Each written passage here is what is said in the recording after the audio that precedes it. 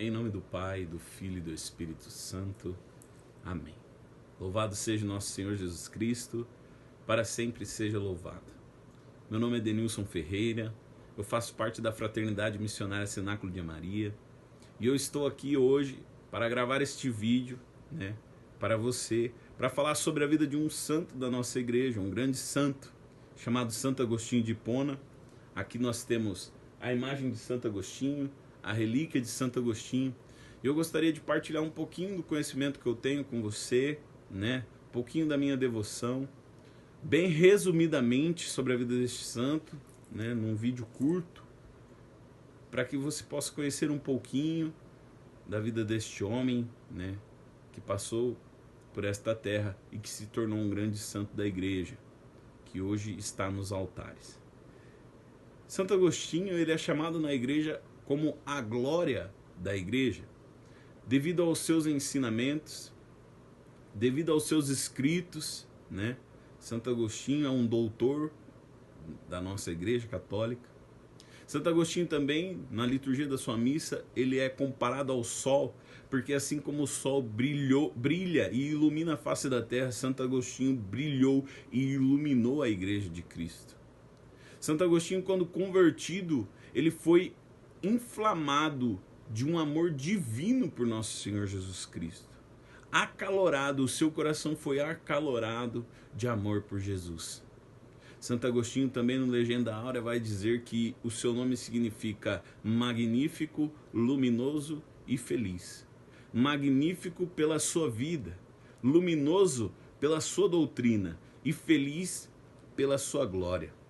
Santo Agostinho é um santo que nasceu no continente africano, na cidade de Cartago, filho de Mônica e Patrício, hoje Santa Mônica, também adorna os altares da nossa igreja.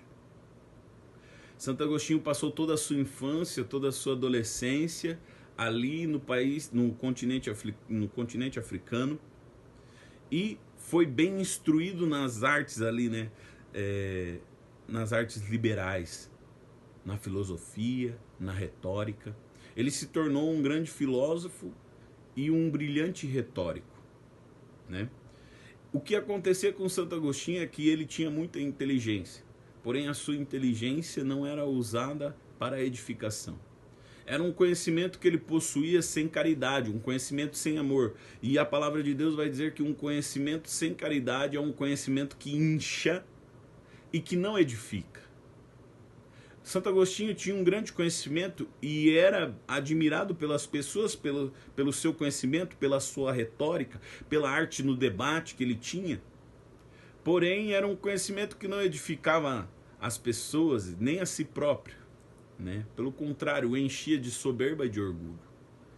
Tanto que nesse inchamento, nessa soberba que Santo Agostinho adquiria por conta dele ser muito inteligente, ele foi adepto de uma heresia chamada heresia dos maniqueus, uma heresia na qual elas, dentre outras coisas, rejeitava o corpo de Cristo na Santíssima Eucaristia e também não acreditava na ressurreição da carne. Santo Agostinho foi adepto durante muitos anos dessa heresia. A sua mãe, vendo isso, ele entrando em seitas, vendo ele sendo levado por doutrinas estranhas, ela chorava incansavelmente. Santa Mônica rezou muito pela conversão do seu filho. Santa Mônica rezou muito pela conversão do seu marido.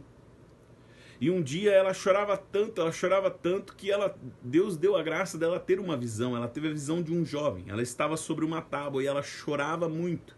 E um jovem aparece para ela e diz: "Por que a senhora chora tanto?" Então Santa Mônica diz: "É porque o meu filho, é por causa do meu filho. Eu gostaria que ele se convertesse."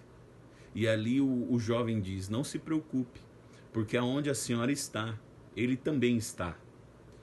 E aquilo foi como um consolo para Santa Mônica. E ela resolve então, muito mais do que depressa, contar a Santo Agostinho o que ela havia visto. Mas quando ela contou, ele não deu muito crédito, disse: "A senhora entendeu errado. Ele quis dizer que a senhora está onde eu estou, e não ao contrário." Ela disse: "Não, eu entendi muito bem. Ele disse que você está onde eu estou." Mas Santo Agostinho não deu muito crédito, Então, Santo Agostinho, escondido, parte para Roma.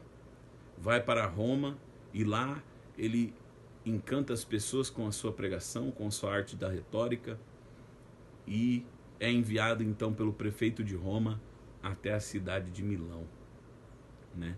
E ali Santo Agostinho é enviado como mestre de retórica para ensinar, para pregar, para falar, expandir também a heresia maniqueísta. Mas ali ele encontra um homem chamado Santo Ambrósio, né? E Santo Agostinho, ele era um homem, apesar de viver no erro, ele era um homem que buscava intensamente a verdade. A única coisa que fisgava o coração de Santo Agostinho é que ele queria saber da verdade. Porém, ele buscava a verdade em lugares que ela não estava, mas ele acreditava estar.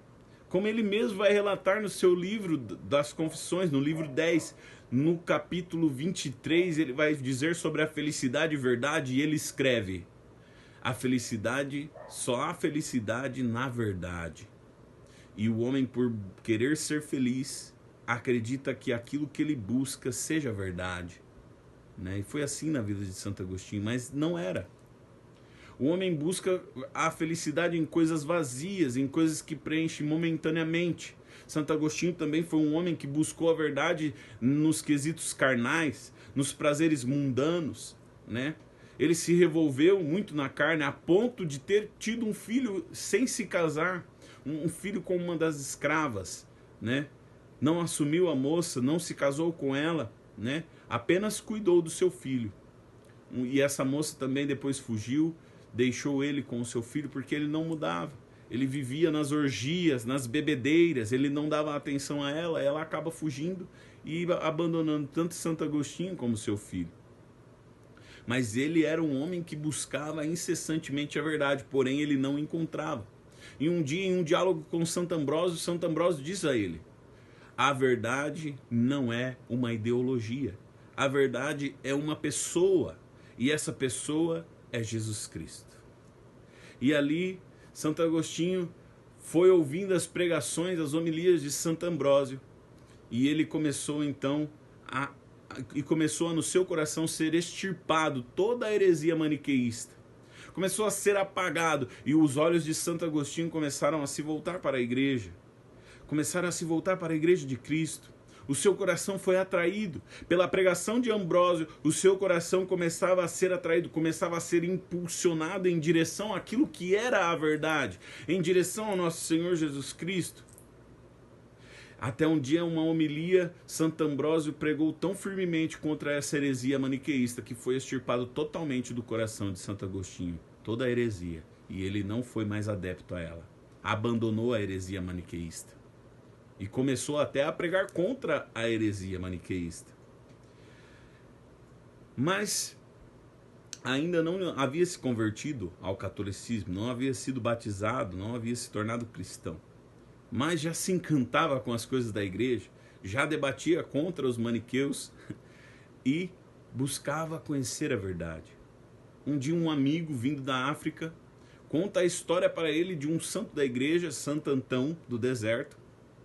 E quando Santo Agostinho ouve a história, ouve sobre a vida e os milagres que Santo Antão do deserto realizou, então Santo Agostinho fica inflamado. E ele olha para Alípio, um outro amigo, e diz: os ignorantes arrebatam o reino dos céus, e nós, cheio de ciência, cheio da sabedoria, nos revolvemos na carne e buscamos o inferno. Por que não nós? Porque eu vivo dizendo amanhã, depois, daqui a pouquinho. Por que não hoje? Foi uma pergunta que inflamou o coração de Santo Agostinho. É uma pergunta que tem que inflamar o meu e o seu coração neste dia de hoje. Por que não hoje? Por que não buscar a Cristo hoje? Por que não abandonar o pecado no dia de hoje? Assim como essa pergunta foi como uma flecha no coração de Agostinho, tem que ser como uma flecha no meu e no seu coração. E ele começou ali a se comover. E as lágrimas encheram seus olhos, e ele, para que o amigo não visse ele chorar, ele se afastou. Se afastou do amigo. E quando ele se afastou, ele entra em prantos profundos. E ali ele escuta uma voz, uma cantiga que dizia: toma e lê, toma e lê.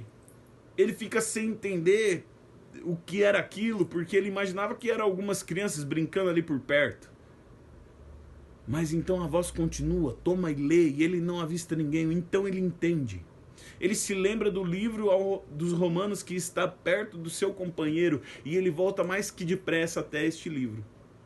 Ele abre o livro e cai exatamente no capítulo 13, versículo 13, que vai dizer o seguinte: comportemo-nos honestamente, como em pleno dia, nada de orgias, nada de bebedeira, nada de desonestidade nem dissoluções, nada de contendas, nada de ciúmes. Ao contrário, revesti-vos do Senhor Jesus Cristo e não façais caso da carne, nem lhe satisfaçais os apetites. E esta palavra foi como uma flecha no coração deste homem.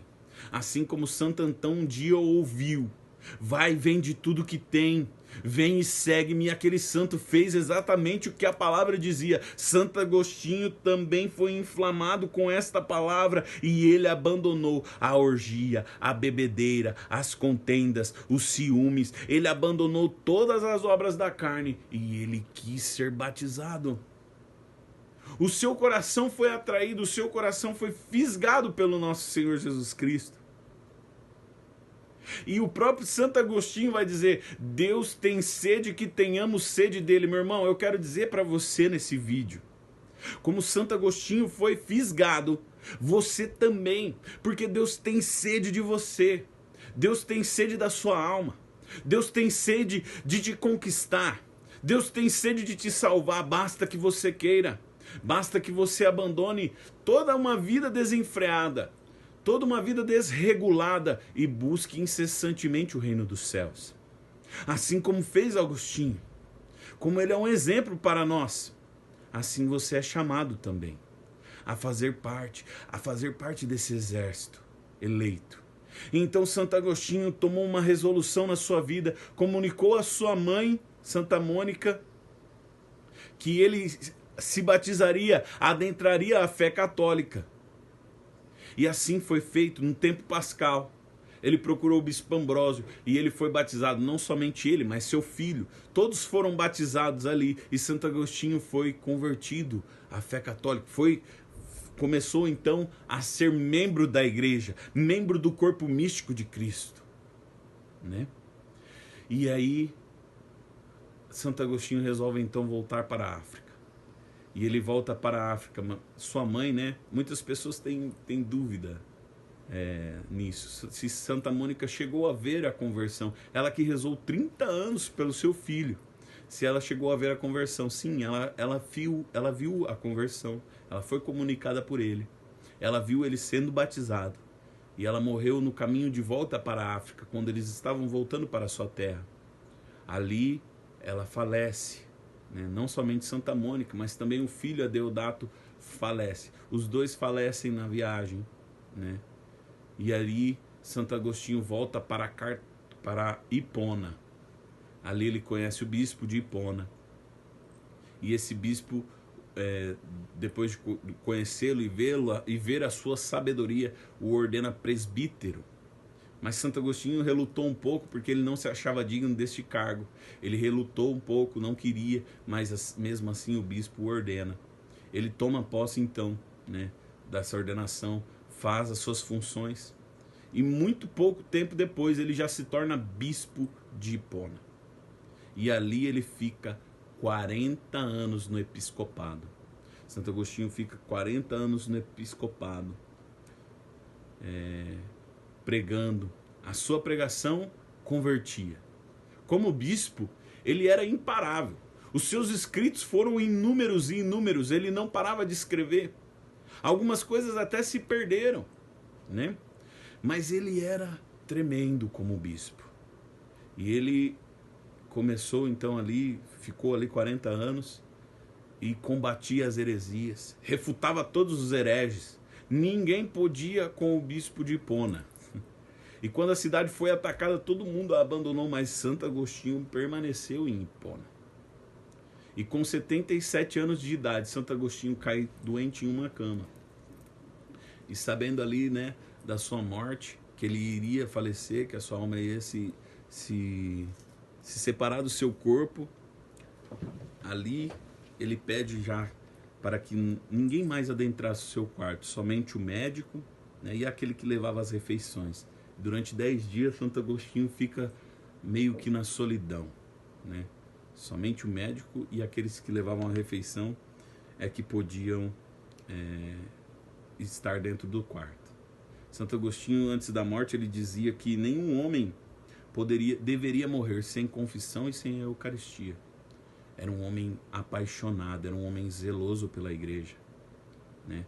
E com 77 anos de idade, Santo Agostinho parte dessa terra para a glória divina. Eu contei um pouco da vida de Santo Agostinho, poderia falar um pouco mais, né, da vida dele, porém o nosso tempo não é muito e eu tenho que fazer esse vídeo em um curto espaço de tempo. Mas Santo Agostinho então falece e ali a sua fama de santo, né, transpassa, milagres acontecem, muitas coisas acontecem e ele é elevado aos altares da igreja. Esse foi Santo Agostinho de Hipona. E um dia, ouvindo sobre a vida de Santo Agostinho, no ano de 2015, eu estava no meu quarto e eu estava ouvindo uma pregação sobre Santo Agostinho, né? E quando o pregador falava deste homem, meu coração se inflamava e eu tomei uma resolução na minha vida de abandonar muitas coisas, né, que eu tinha. Eu tomei uma resolução, foi conhecendo a vida de Santo Agostinho que um desejo inflamou meu coração. É lógico que houve outros fatores, né, para o meu começo de caminhada, para que as coisas acontecessem na minha vida, houve outros fatores. Mas um dos fatores foi conhecer a vida de Santo Agostinho de Hipona, né? Abandonar algumas práticas que eu tinha, abandonar algumas coisas que eu vivia. E desde então, desde esse dia, eu carrego essa devoção no meu coração. Eu espero que você também conheça um pouco mais da vida deste homem, de Santo Agostinho, e se apaixone por ele também. Aliás, se apaixone pela igreja. Se apaixone pelo nosso Senhor Jesus Cristo, porque, como vai dizer São Luís Maria Grião de Montfort no seu tratado da verdadeira devoção, todas as devoções, o fim último dela é nosso Senhor Jesus Cristo. Como não se apaixonar por nosso Senhor Jesus Cristo, olhando para uma vida de um homem da qual ele mudou a vida inteiramente? Eu gostaria só de encerrar, né, lendo um dos relatos de Santo Agostinho que está no livro das Confissões, né, para você entender quanto a alma deste homem foi inflamada pelo amor divino. E eu gostaria de ler. Santo Agostinho vai dizer no livro As Confissões: Você, Senhor, atravessou meu coração com a seta de seu amor e carrego suas palavras em minhas entranhas. Os exemplos dos seus escravos que fez passar das trevas para a luz e de mortos para os vivos acumularam-se em meu pensamento e inflamaram e dissiparam o meu imenso topor. Saí do meu vale de lágrimas e cantei o cântico ferido pelas flechas agudas e pelas brasas devastadoras de seu amor. Naqueles primeiros dias, saciei-me de maravilhosa doçura ao considerar a profundidade dos desígnios divinos sobre a salvação do gênero humano. Quanto chorei com os hinos e cânticos suaves que ressoam em sua igreja. Estas vozes me comoviam vivamente. Sua verdade deslizava por meus ouvidos até meu coração. Minhas lágrimas rolavam e era um bem para mim derramá-las. Foi naquela época que se estabeleceu na igreja de Milão a prática dos cânticos, e eu clamava do fundo de meu coração: ó, será na paz, ó, será em você que dormirei, que repousarei, que alcançarei meu sono, pois você é aquele que não muda. Em você encontro o repouso de todas as penas. Li este salmo inteiro e ardi. Eu que for um crítico amargo, cego e adversário destas escrituras, que destilam mel celeste e iluminam com toda a clareza de sua luz. Fui consumido pela dor, pensando naqueles que fazem com as escrituras o que fiz. Ó Jesus Cristo, meu apoio, quão suave tornou-se para mim subitamente renunciar às doçuras das frivolidades. O que temia perder, deixei com alegria, porque você levou para longe de mim estas coisas.